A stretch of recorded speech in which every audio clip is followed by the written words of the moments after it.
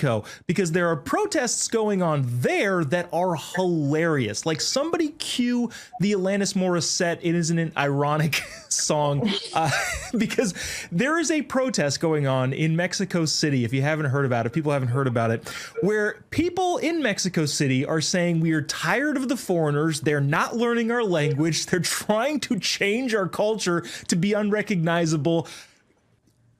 Yeah, that's the whole thing. Jamie, I guess considering the protests that we saw, riots that we saw over the last month, of saying, like, yeah, come here, learn the language. We like immigrants, but you need to learn the language, adapt to the culture, and be assimilated to the customs of this country. I don't know. Is the irony too much for anybody else, or is it just me?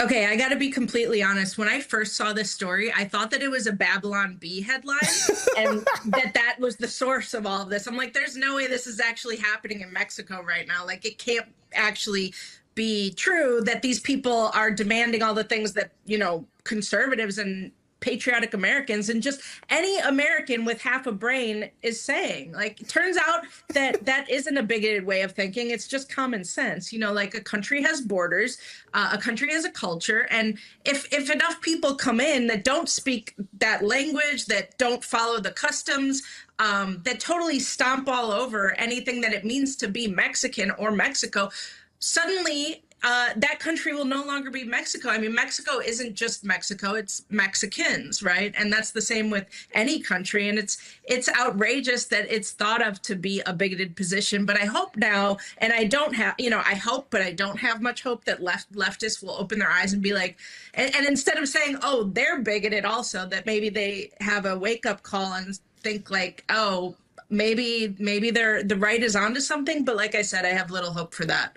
I was going to say, I wish I were optimistic about this, but everything that I've seen online is not, oh, hey, there are a lot of similarities here because they're doing the same thing that we should be doing and kicking people out of the country that aren't adapting to the culture, aren't assimilating. But Jacqueline, everything that I've seen is like, but it's different because it's Americans and we're bad and we're going to do the whole colonization thing. And of course, none of that's true, but it doesn't seem like any light bulbs are going off in their head. What is that? What's it going to take for that to happen, if it can?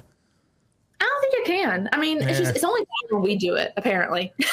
that's what I got from this, is that's only bad whenever we do it. And that's just what's absolutely insane to me, is that I didn't believe this was real at all. But I mean, we would all be canceled over this. If I got on here and said that and somehow that ended up on Twitter, I would be canceled. I would probably be fired from my job. I would no longer be chair of the YRs because, oh my gosh, how dare she say something like that? But I mean, it's true. Again, borders are here for a reason. And just because we're trying to protect what we have and what a great country this is, doesn't make it bigoted for us to say, like, yes, actually, I want my borders here. I want to stay safe. They're allowed to say it, so why can't we? But yeah, I mean, well, people. If the town that they grew up in and lived in for their entire life all of a sudden is completely different, you don't think it's okay to be mad about that? I don't quite understand the rationale there.